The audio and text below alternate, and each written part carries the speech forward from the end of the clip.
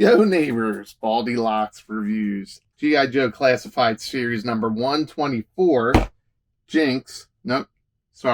Kim, Jinx, Arashikage. I don't think I ever say that right. Arashikage. It's the clan that Storm Shadow and Snake Eyes are from. Arashikage. So let me say it one more time. Kim or Kimmy, Jinx, Arashikage. And just from looking at her, this is how you do Classified. Classified should be modern updates, subtle hints to the past. This is how you do Classified. Let's take a look.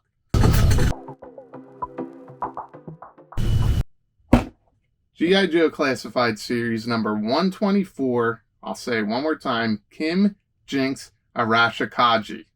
I think I got it right. Let's be honest, I probably didn't get that right. But before we even open Jinx, let's take a quick peek at the new Universal packaging. I've said it before, I'll say it again. I'm not a huge fan of this packaging. It just doesn't look great. I think it could look a lot better if they carried over the black and white portraits when they were redoing the artwork in black and white behind the characters that was in the sealed windowless boxes. I kind of think that would make this pop a little bit more. But here you see Kim, Jinx, whatever you want to call her.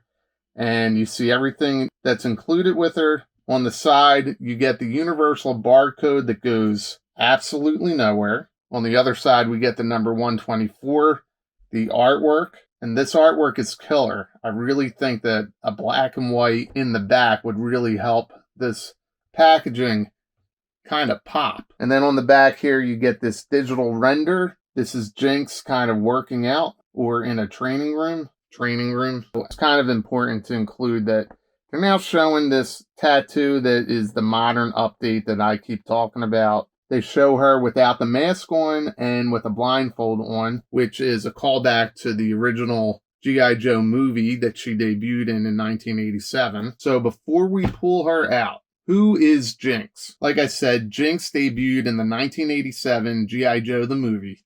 She was one of the new recruits alongside Falcon, Chuckles, Tunnel Rat, Big Lob, and am I forgetting somebody? I don't think that I am. But they were a group called the Rawhides, and they were trained by Beachhead. And believe it or not, in the Real American Hero run, that was the only appearance of Jinx in the entire cartoon series. It was her only appearance in the Sunbow run, and I don't think she appeared in the Deke version. She wouldn't appear again until I think it was Renegades. And finally, in the G.I. Joe live-action sequel movie, G.I. Joe Retaliation. In that movie, she was played by Elodie Young, a French actress, and probably in one of the most memorable scenes in any of the live-action movies. She joins Snake Eyes. They fight Cobra's ninja clan alongside a mountain. There's no dialogue, and it's almost a throwback to the classic Marvel story Silent Interlude, which she was not in, but it was a cool throwback for Snake Eyes. In the Marvel series, her debut, she is brought in to train Cobra Commander's son Billy, and later on joins the Joes. And as the series goes on, we find out that she is a cousin of Tommy Arashikage. I'll never get that right. She is the cousin of Tommy Arashikage, also known as Storm Shadow. She also trains under Snake Eyes and studies the 7 silent forms under the Blind Master. One of those forms is called the Eye That Pierces, which is why you often see her blindfolded. But since her debut in the 1987 G.I. Joe movie, she's been linked to a few different characters throughout the run. In the 87 movie, Falcon kisses her at the end. In the Devil's Due series, she has a romantic relationship with Budo as they become bounty hunters in Tokyo. And then in the IDW series, she shows up as a romantic interest of Chuckles, who debuted with her in the G.I. Joe movie. And she is his only contact as he infiltrates Cobra. He's so deep undercover that she has to break contact off with him. She gets caught gathering intelligence on Cobra, and during the interrogation, it's revealed that she's following Chuckles. So Chuckles is called in, and in a test to prove his loyalty to Cobra without blowing his cover, we'll just say spoiler. So hit the 30-second thing or 10-second thing and go forward so you don't hear this. But this was a famous scene in the Chuckles series, The Last Laugh. And in order to keep his cover within Cobra, he is forced to then execute Jinx in order to keep his mission top secret. Bottom line is, Jinx is an all-around badass woman. So let's pop her out of the box. We'll compare her to the original. We'll see how she poses up, how her articulation is, and we'll compare her to a couple other characters. Yo, that's how you do classified. That is how you do classified. All new mold, subtle hints of the past. Let's get her out of the plastic. That stuff is vac sealed in there. Just be careful not to bend your weapons. I was pretty lucky, but the stuff is in there pretty tight. I don't know who they think is trying to steal this stuff, but it's in there really tight. And yes, I know. That's what she said. All right, so here we have Jinx. And man, wow, I really like what they did with this figure. A really nice head sculpt here. They are really knocking out these face sculpts, even with the hair. I mean, that is a really nice design. A nice full arm sleeve here. This really updates the character. We get the original dragon symbol that was on the original figure. Originally, I thought maybe this was Zarana's arm or something, but this looks like an all new sculpt. This is all brand new. This robe, legs are all brand new. I'm not seeing any type of reuse. I thought we might see something from Vipra or the Blue Ninja. And this is a really nice looking take on the figure. I'm not sure if there's significance with this necklace or not. She carries the tradition of the torso pivot or ball joint in the torso here that most of the, actually I think all the females have. All right, it looks like this sash piece here is actually part of the lower part of her shirt. It's not quite a skirt, but this is all one piece right here. This does not pop off. I thought it would be similar to Storm Shadow and pop off. And you can see here that the legs are an all new sculpt all the way down to the feet. And we'll see in a second if this hinders any type of articulation or ab crunch, but really, just aesthetically, they really knocked this figure out.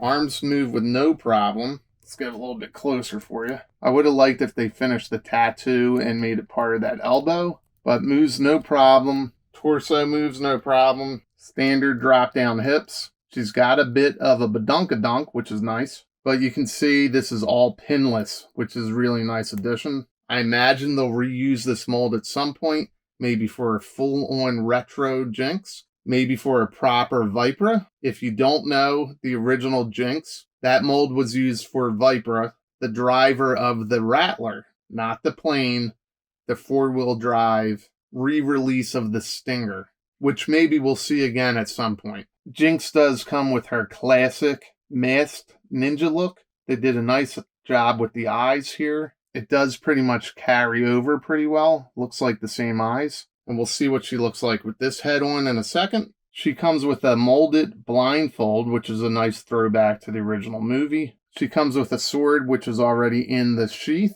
You'll notice it's just a standard handle. There's no details on the end like the snake heads we've seen in the past. She does come with 2 extra hands. And perhaps the biggest throwback to the original figure, she comes with her naginata, which is a sword or a bladed pole. And it's an iconic weapon which is associated mostly with the Una Musha. I hope I said that right. But they were female warriors in pre-modern feudal Japan that fought alongside samurai. Highly regarded. You'll find them in a lot of paintings and in a lot of stories. They were highly regarded women throughout Japan's history. But what I like about this version of Jinx is, like I said, when you're doing classified to me is a modern take on classic characters.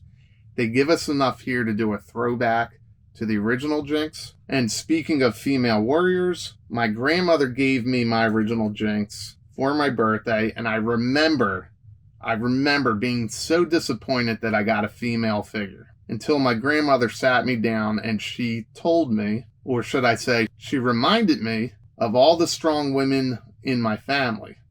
My mom, my aunts, my grandmother, my sisters. I was one of very few boys in the family at the time. So she reminded me that women were strong and that I could pretend this was one of them. And back in the 80s, that was actually a cool way to get me interested in playing with a female character. That's one of the memories I have linked to the Jinx character, as I'm sure most of you all have different stories linked to different characters. Initially, this is how Jinx looks up against the original A Real American Hero version of Jinx. You can see, like I said, the dragon design in her chest is carried over, along with her shoes, and I'm sure there's a name for those. I'm not sure what it is. I didn't want to say slipper. And here's her profile on the right, front, left, and on the back side. And again, like I said, this is more of a modern update of the character. Let's get her mask on and see how that looks. And just so you know, in case you didn't see, that quickly I just dropped the necklace. I'm pretty sure I can find it. I don't know if you can even see that. It almost looks like I have an O-ring in my hand, but that is the necklace. Just be careful when you take the heads off the swap. That piece will pop right off, or at least it did for me. And here Jinx is with her classic ninja style mask. So I can imagine if they go to do a retro version of Jinx, they'll probably give her the full sleeve from her outfit on both sides, maybe show her skin tone at the bottom, and likely remove these paint apps on the sides. I imagine it would be an all solid red color to match what we got in the original figure. But it is nice that they gave us an option here. And the way they made the blindfold, it fits both headpieces, which will give everybody some options in their display or in some photography. Here's her naginata compared to the original. You can see it kind of carries over the same type of design, but we do get solid black with a brown painted handle. And then Jinx does not come with a backpack. This does peg into her back, but here she had a backpack with 2 swords. Now she has 1 sword. That necklace is going to be a pain in the ass for a lot of us. Let's see how the blindfold looks on the unmasked head. And that actually looks pretty good. So they did a nice job where it's not too loose and it's not too tight. And it can fit over both headpieces, which is really nice. The blindfold is such a big part of the character.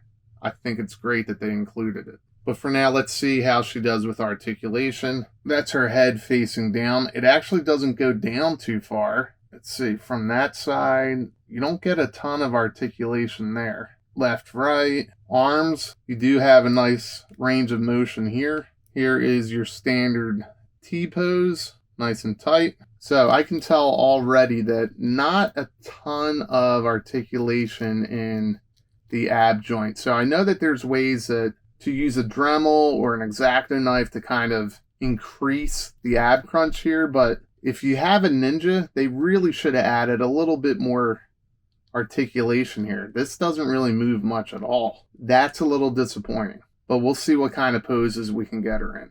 We do have the standard drop-down hips, so I'm not too worried there. Again, the legs are pretty standard, so I imagine we'll still get a good range there. But for your ninja characters, you could definitely increase the motion here. That's a little disappointing. But yeah, that's it for the articulation. I will pose her up, get a couple pictures together. We'll do the breakdance pose. But I brought up Viper earlier. The original Viper was based on Jinx's body. I mean, it was Jinx's body. I am so happy that we did not get a third use of this. No, fourth use, right? Why can't I think of the character? Akiko? Is it Akiko from the Snake Eyes movie? That was the first use. Then the Blue Ninja. Then Python Patrol Viper. And it stops there. I'm glad they did not reuse this again to give us Jinx. This is the proper way to do Jinx. Although I've already said ab crunch would have been better if they could improve the motion there. But you can see it's not Viper. And I know most people will put them side by side on a table, but I'm not most people. Here's how she measures up against Chuckles. Decent size. I will take a picture of them next to each other. And for her cousin, I'll put the mask back on. It didn't fall off that time. And here's little Kimmy up against her big older brother, cousin, not brother, cousin, Tommy. But basically that's it. That is Jinx in a nutshell. Did you pre-order her? Are you getting her? Do you think we need more female characters in the line? Would you like to see new characters? And if you're getting Jinx, are you getting this version or are you going to wait for the inevitable retro version, which I'm sure will definitely look a lot more like this? Let me know in the comments what you think of Jinx. Also, like, subscribe, grow up and play with your toys, and don't forget, go hug somebody.